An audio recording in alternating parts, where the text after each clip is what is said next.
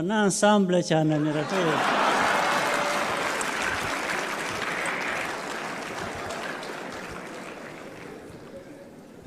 Louise a dit qu'on est ensemble.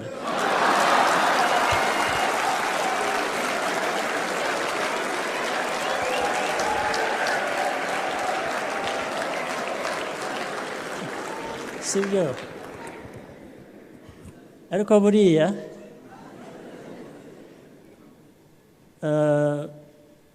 turi Yerevan nta kuntu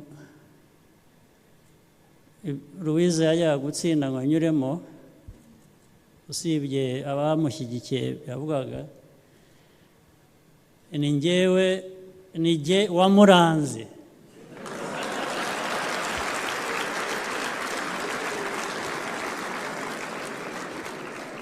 Kandi nagombaga kumuranga mu Gifaransa.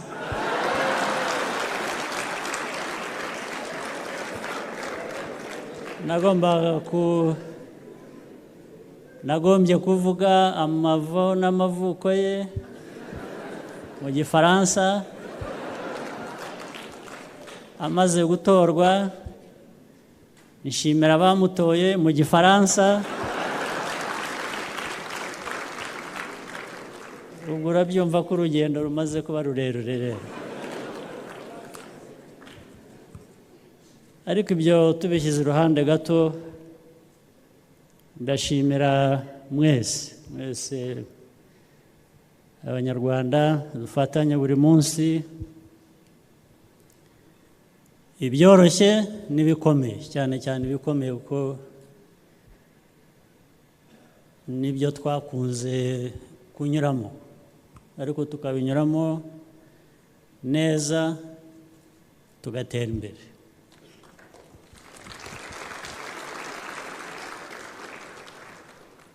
N'ibi tuvuga bya Louise, umwe muri twe, kuba yarageze aho ageze ubu, nabyo nibyo twafatanije biba bitoroshye. Ndashimira kandi abashyitsi bacu bari hano iri joro, baje kwifatanya natwe kwishimira igikorwa cy'uko twatoje Louise akaba Secrétaire Général wa Francophone.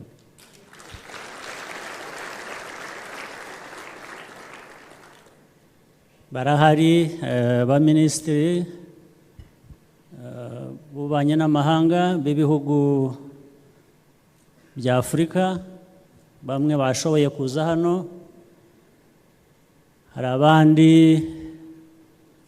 ku zindi nzego bahagarariye ibihugu byabo bitandukanye byo muri Francophonie ndetse n'ibitari muri Francophonie ariko by'inshuti z'u Rwanda, bagiye bafasha no mu bundi buryo nk'inshuti nyine. Nabo ndabashimira bose bari hano, abari hano ndabashimira cyane. Murakoze. Ngira ngo bavuzwe cyangwa se baraza kuvugwa, bababwire n'amazina y'abari hano, ariko nagira ngo mperaho mbashimire. Ntabwo nakwibagirwa gushimira bagenzi banjye, abayobozi b'ibihugu bya Afurika, byaba iby'ibihugu bya Francophonie cyangwa se ibindi bihugu bitari muri Francophonie ariko ibihugu bya Afurika. Abayobozi dukoranye byinshi, turizerana, baranyizera, ndabizera, ni nacyo cyatumye bishoboka ko iki gikorwa cyo gutora Louise ngo abe umuyobozi wa Francophonie gishoboka.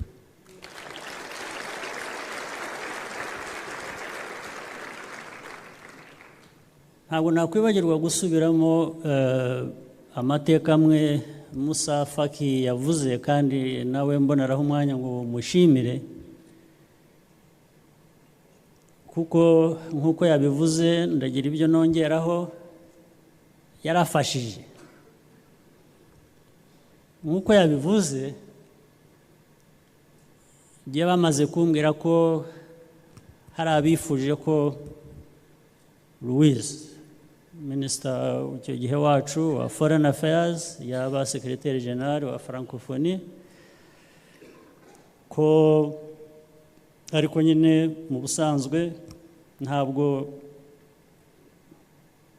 kuba Secretary General wa Francophonie ntabwo ari appointment baho umuntu gusa ngo tukugize iki ngiki binyura mu matora. So abantu bamaze kumbwira batari ko Louise Minister wa Foreign Affairs w'igihugu cyawe wamuduha tukamugira umukandida bikanyura mu matora nk'uko bigomba kugenda akaba yatubera Secretary General wa Francophonie kubera ko afite amahirwe. Mu by'ukuri bigitangira gihe ntabwo nabyumvaga, sinumvaga n'impamvu, sinumvaga uko bije,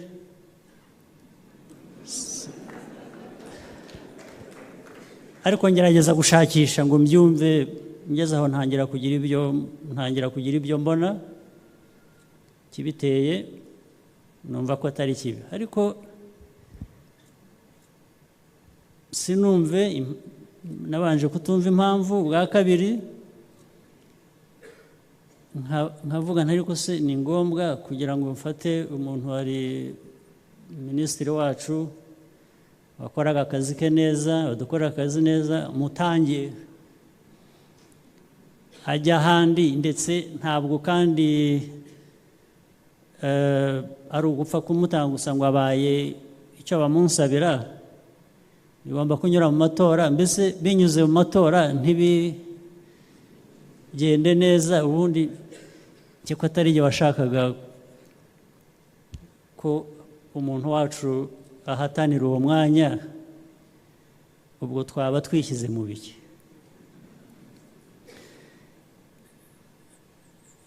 Ibintu bibiri aho natangiriye, narabanje mbaza Louise ubwe, ndamubwira Louise nti hari abantu bambwiye ko bakubonamo umukandida mwiza wo kuba waba Secretary General wa Francophonie,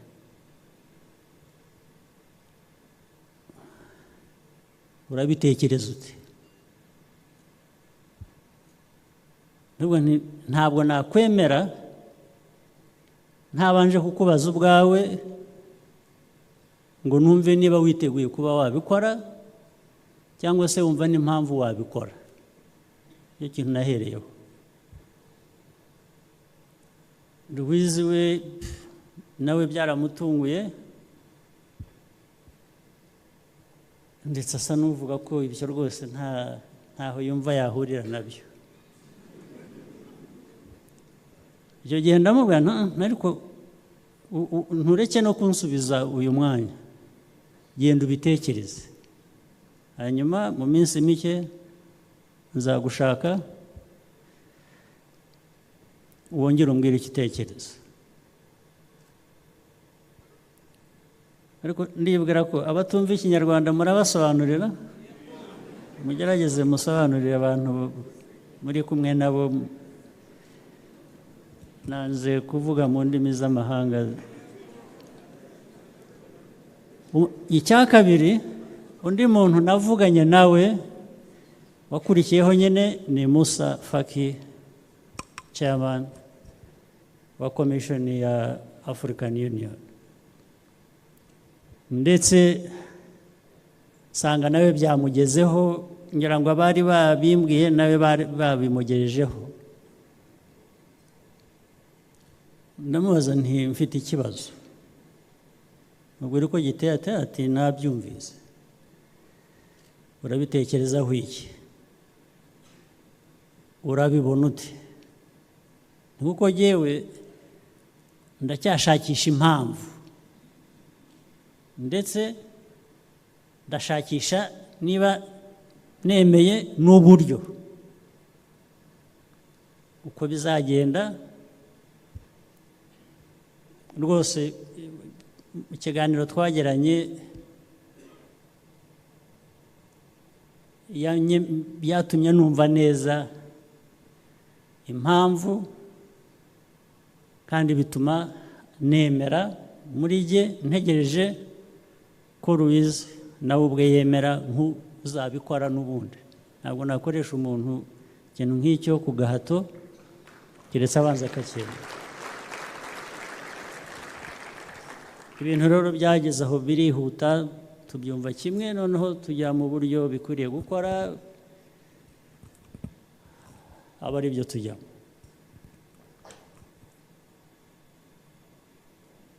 Reka nkubwire rero iminsi yakurikiye uko ibintu mu mutwe wanjye no muri jye byihuse kubyumva no kubishyigikira no kubikurikirana no gushakisha imbaraga mu bandi ngo dushobore kunyuzamo Louise.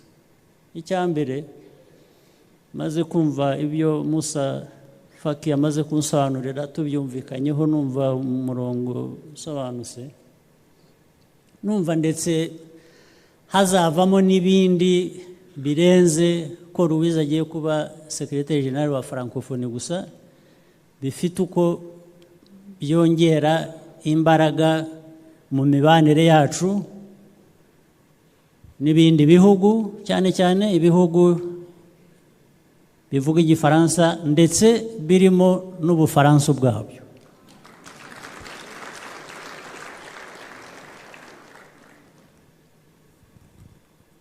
Icyo kiba kimwe. Icya kabiri cyatumye numva ari ikintu nageze aho mvuga ngo ariko Louise reka tumutange b'umukandida, either way we win, meaning natsinda bizaba ari byiza kuko icyo twamushakiraga gifite uko cyaje tuzaba twakigezeho.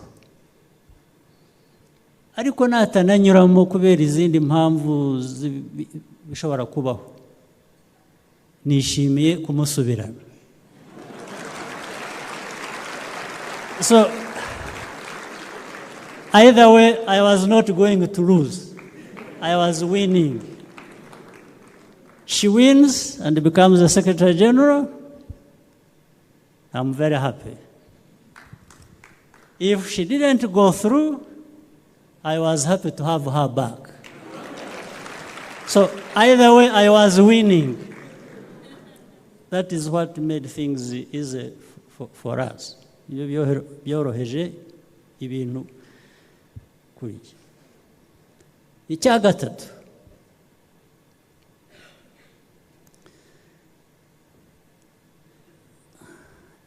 there have been a few occasions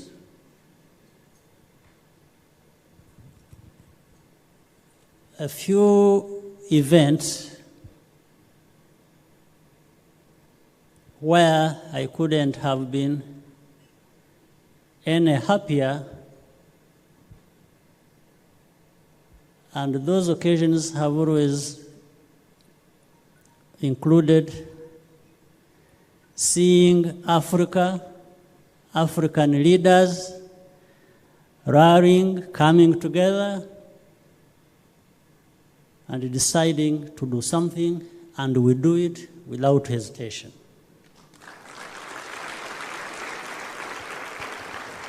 Whenever Africa has come together, we have always won.